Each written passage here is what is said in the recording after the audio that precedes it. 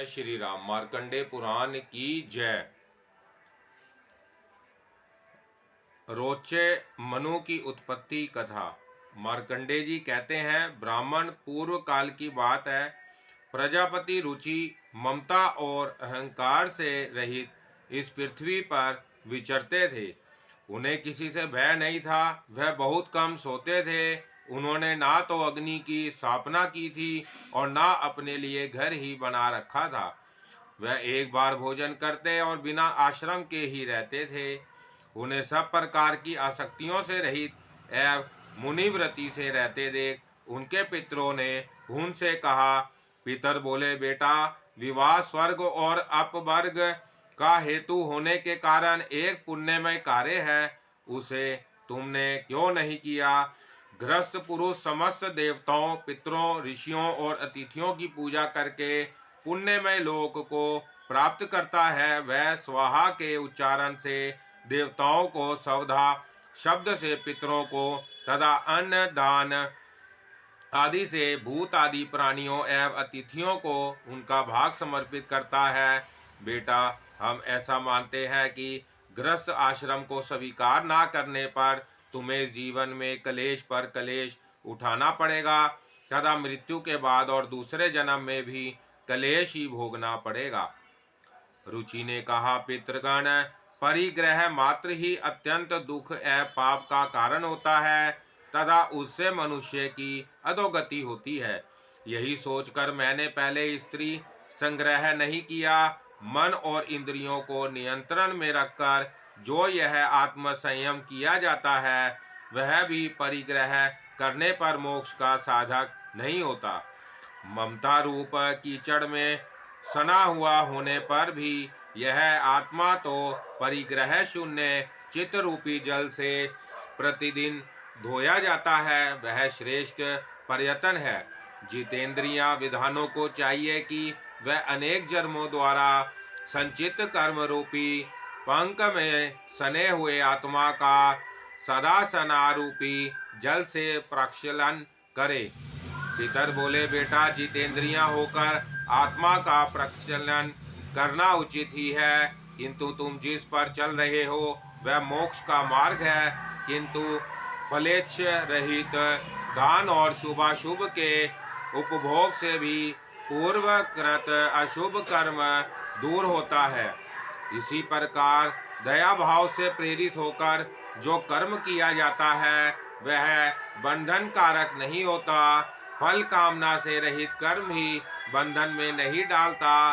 पूर्व जन्म में किया हुआ मानवों का शुभाशुभ कर्म सुख दुखमय भोगों के रूप में प्रतिदिन भोगने पर ही क्षीण होता है। इस प्रकार विधान पुरुष आत्मा का प्रक्षालन करते और उसकी बंधनों से रक्षा करते हैं। ऐसा करने से वह अविवेक के कारण पाप रूपी कीचड़ में नहीं फंसता।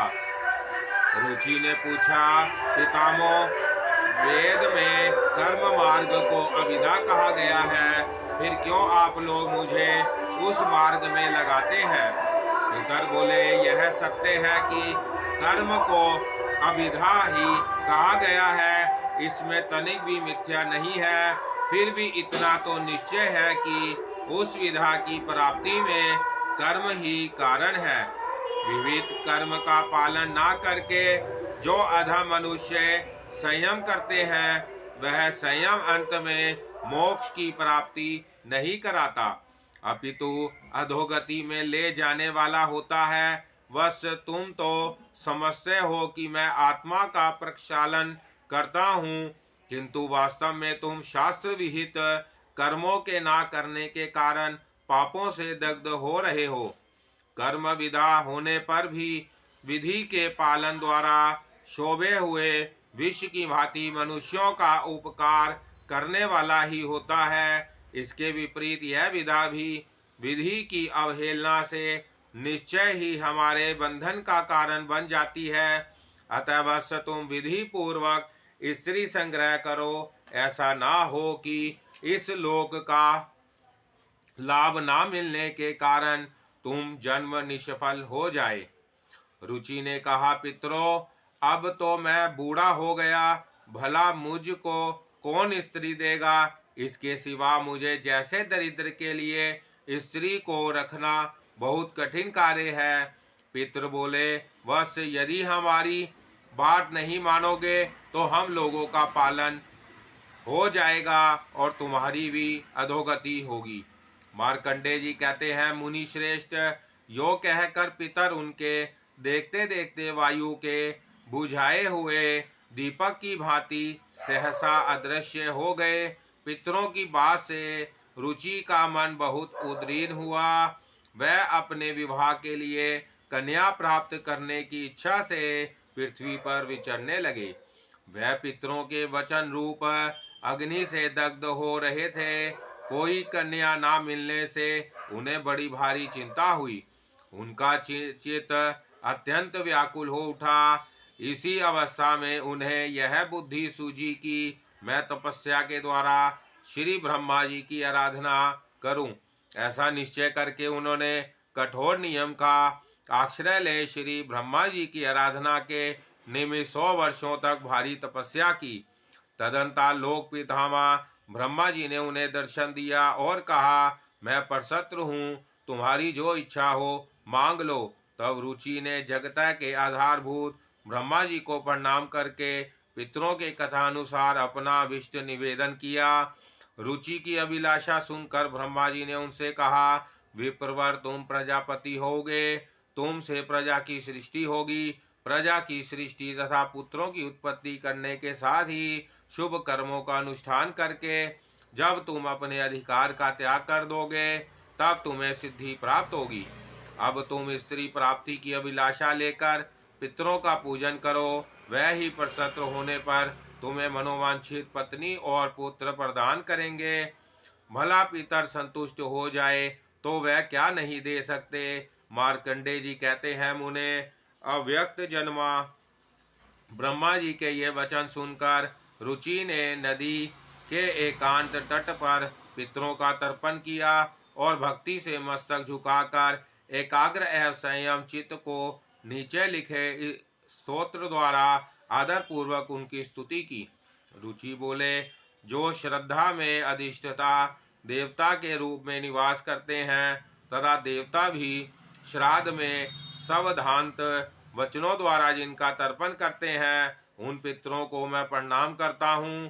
भक्ति और मुक्ति की अभिलाषा रखने वाले महर्षिगण स्वर्ग में भी मानसिक श्राद्धों के द्वारा भक्ति पूर्वक जिन्हें तृप्त करते हैं, सिद्धगण दिव्य उपहारों द्वारा श्राद्ध में जिनको संतुष्ट करते हैं, आध्यात्मिक समृद्धि की इच्छा रखने वाले गुहा भी तन्मय होकर भक्ति भाव से जिनकी पूजा करते हैं, भूलोक में मनुष्य गण जिनकी सदा आराधना करते हैं, जो श्राद्धों में श्रद्धा पूर्वक पूजित होने पर मनोवांछित लोक प्रदान करते हैं, पृथ्वी पर ब्रह्मा लोग अभिलाषित वस्तु की प्राप्ति के लिए जिनकी अर्चना करते हैं तथा जो आराधना करने पर प्रजापाते लोग प्रदान करते हैं, उन पितरों को मैं प्रणाम करता हूँ। तपस्या करने से जिनके पाप धुल गए हैं तथा जो संयम पूर्वक आहार करने वाले हैं, ऐसे वनवासी महात्मा वन के फल मूलों द्वारा श्राद्ध करके जिन्हें तृप्त करते हैं, उन पितरों को मैं मस्तक झुकाता हूँ। नैमिष्टिक ब्रह्मचार्य व्रत पालन करने वाले संयतात्मक ब्राह्मण समाधि के द्वारा जिन्हें सदा तृप्त करते हैं, क्षत्रिय सब प्रकार के श्राद्धोपयोगी पदार्थों के द्वारा विधिवत श्राद्ध करके जिनको संतुष्टि करते हैं, जो तीनों लोकों को अभिष्ट फल देने वाले हैं, सब कर्म परायण वैश्या पुष्प धूप अत्र और जल आदि के द्वारा जिनकी पूजा करते हैं, तथा शूद्र भी श्राद्धों द्वारा भक्ति पूर्वक जिनकी तृप्ति करते हैं, और जो संसार में सुकाली के नाम से विख्यात है, उन पितरों को मैं प्रणाम करता हूँ।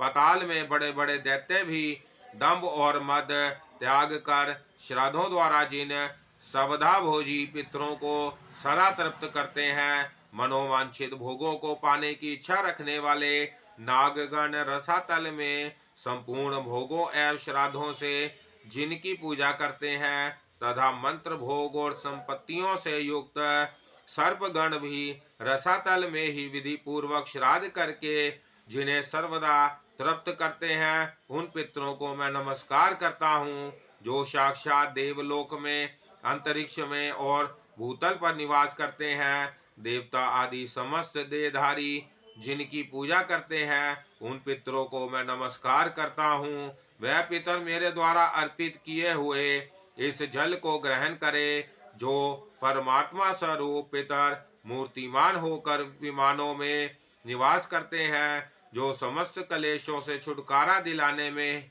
हेतु हैं, तथा जो योगीश्वर गण निर्मल हृदय से जिनका यजन करते हैं, उन पितरों को मैं प्रणाम करता हूँ। जो सबधा भोजी पितर दिव्य लोक में मूर्तिमान होकर रहते हैं, काम्य फल की इच्छा रखने वाले पुरुष की समस्त कामनाओं को पूर्ण करने में समर्थ हैं और निष्काम पुरुषों को मोक्ष प्रदान करने वाले हैं, उनको मैं प्रणाम करता हूँ। वह समस्त पितर इस जल से तृप्त हो, जो चाहने वाले पुरुष को इच्छा अनुसार भोग प्रदान करते हैं।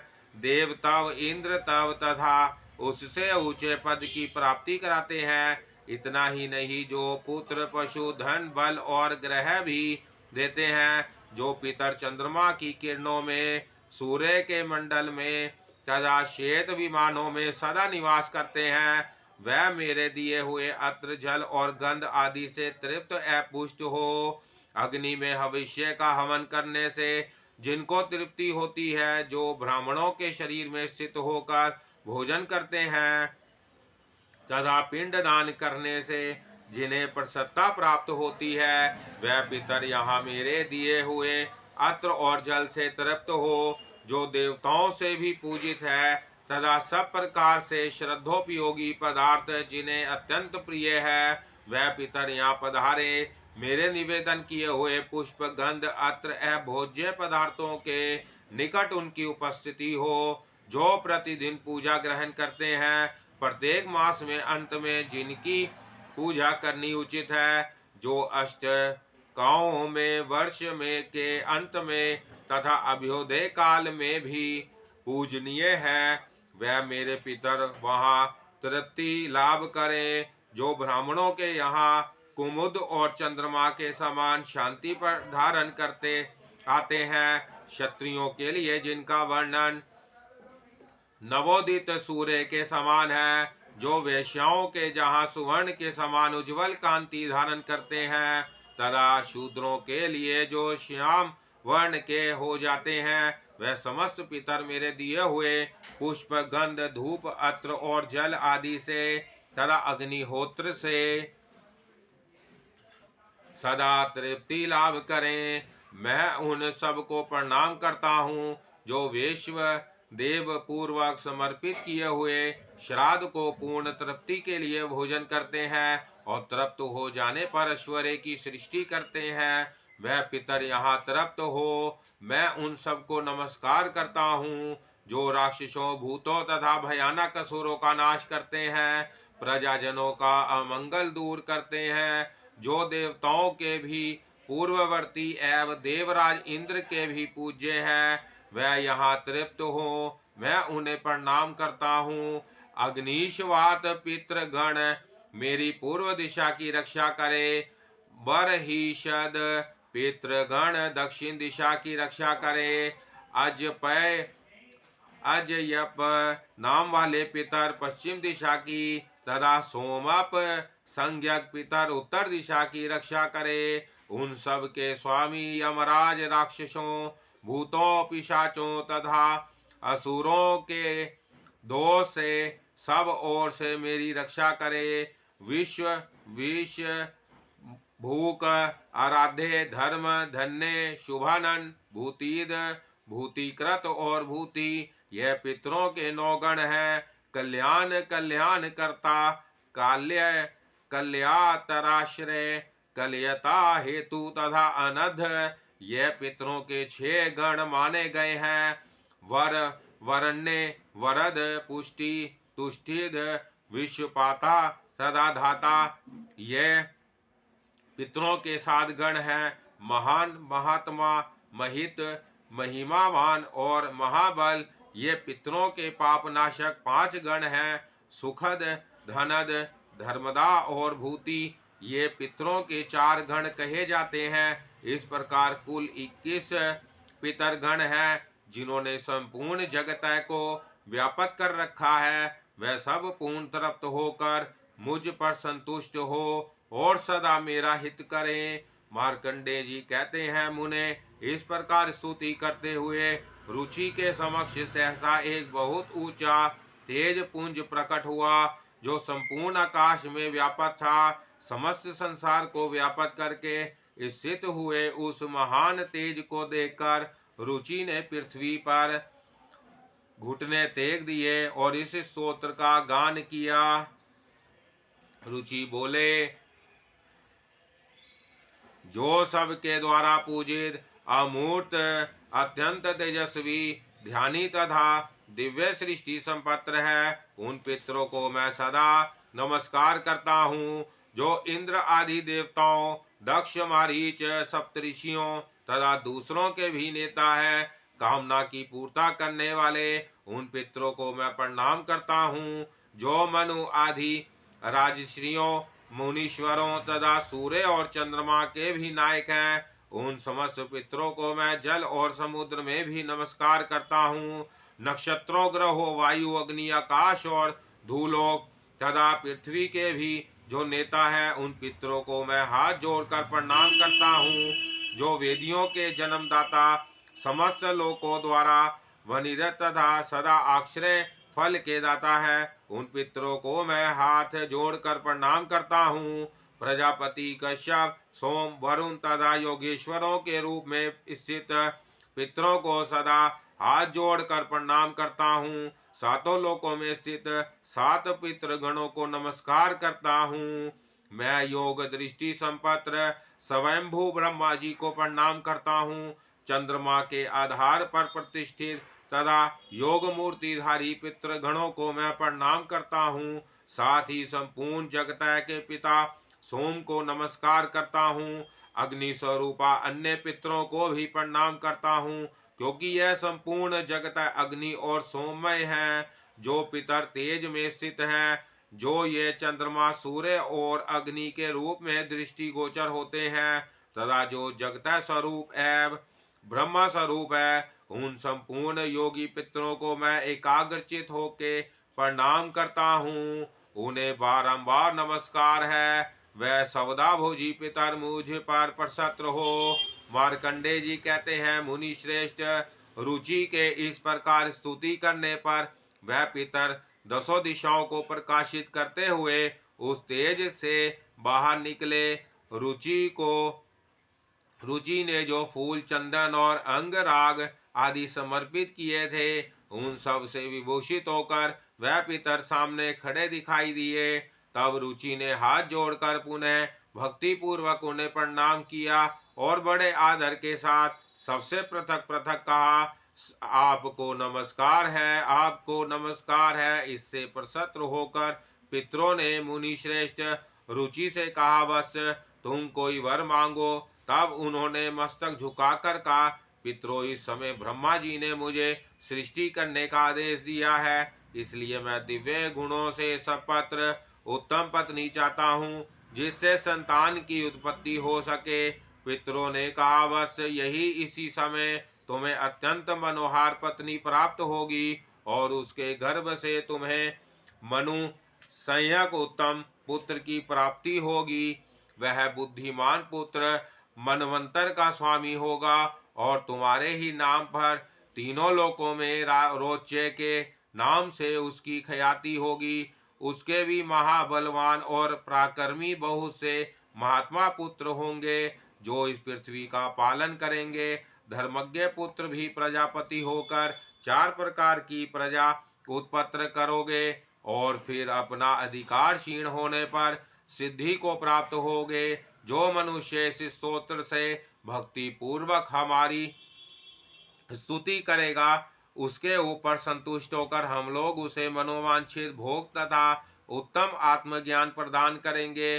जो निरोग शरीर धन और पुत्र पौत्र आदि की इच्छा करता हो, वह सदा इस स्तोत्र से हम लोगों की स्तुति करे। यह स्तोत्र हम लोगों की प्रसन्नता बढ़ाने वाला है। जो श्रद्धा में भोजन करने वाले श्रेष्ठ ब्राह्मणों के सामने खड़ा हो भक्ति पूर्वक इस स्तोत्र का पाठ करेगा, उसके यहाँ इस स्तोत्र श्रवण के प्रेम से हम निश्चय ही उपस्थित होंगे और हमारे लिए किया हुआ श्राद्ध भी निसंदेह अक्षय होगा। चाहे क्षत्रिय ब्राह्मण से रहित श्राद्ध हो, चाहे वह किसी दोष से दूषित हो गया हो, अथवा अन्योपचार पार्जित धन से किया गया हो, अथवा श्राद्ध के लिए अयोग्य दूषित सामग्रियों से उसका अनुष्ठान हुआ हो, अनुचित समय या अयोग्य देश में हुआ हो, या उसमें विधि का उल्लंघन किया गया हो, अथवा लोगों ने बिना श्राद्ध के या दिखावे के लिए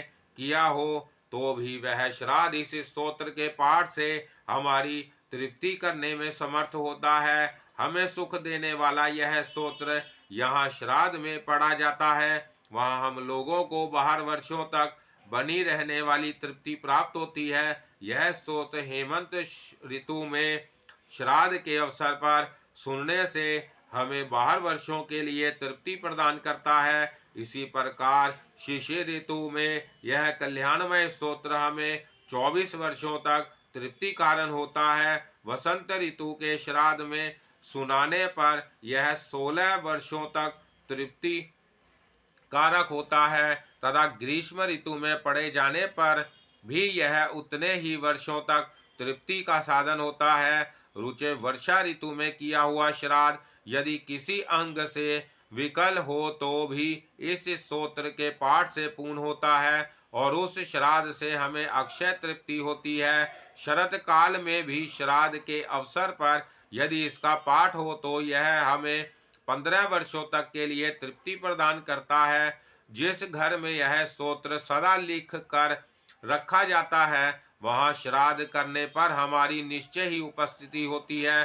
अतः महाभाग श्राद्ध में भोजन करने वाले ब्राह्मणों के सामने तुम्हें यह स्तोत्र अवश्य सुनाना चाहिए, क्योंकि यह हमारी पुष्टि कराने वाला है। मार्कंडे जी कहते हैं, क्रोष्टुकी जी तदंतार रुचि के समीप उस नदी के भीतर से क्षरहरे अंगों वाली मनोहर अप्सरा परमलोचा प्रकट हुई और महात्मा रुचि से मधुर वाणी में विनय पूर्वक बोली, तपस्वियों में श्रेष्ठ रुचि मेरी यह परम सुंदरी कन्या है, जो वरुण के पुत्र महात्मा पुष्कर से उत्पन्न हुई है। मैं उस सुंदरी कन्या को तुम्हें पत्नी बनाने के लिए देती हूँ, ग्रहण करो। उसके गर्भ से तुम्हारे पुत्र महाबुद्धिमान मनु का जन्म होगा। तब रुचि ने तथास्तु कहकर उसकी बात स्वीकार की। इसके बाद प्रमलोचा ने अपनी कन्या मालिनी को जल के बाहर प्रकट किया। मुनि श्रेष्ठ रुचि ने महर्षियों को बुलाकर नदी के तट पर उसका विधि पूर्वक पानी ग्रहण किया। उसी के गर्भ से महापराक्रमी परम बुद्धिमान पुत्र का जन्म हुआ, जो इस भूमंडल में पिता के नाम पर रोचे मनु के नाम से ही विख्यात हुए। उनके मनवंतर में जो देवता सप्तऋषि तथा मनुपुत्र नरपगण होने वाले हैं, उन सबके नाम तुम्हें बतलाए जा चुके हैं। इस मनवंतर की कथा सुनने पर मनुष्यों के धर्म की वृद्धि, आरोग्य की प्राप्ति तथा धन धान्य और पुत्र की उत्पत्ति होती है, इसमें तनिक भी संदेह नहीं है। महामुनि पितरों का सत्वन तथा उनके भित्र अंगों का वर्णन सुनकर मनुष्य उन्हीं के प्रसाद से संपूर्ण कामनाओं को प्राप्त करता है। जय श्री राम। मार्कंडे पुराण की जय।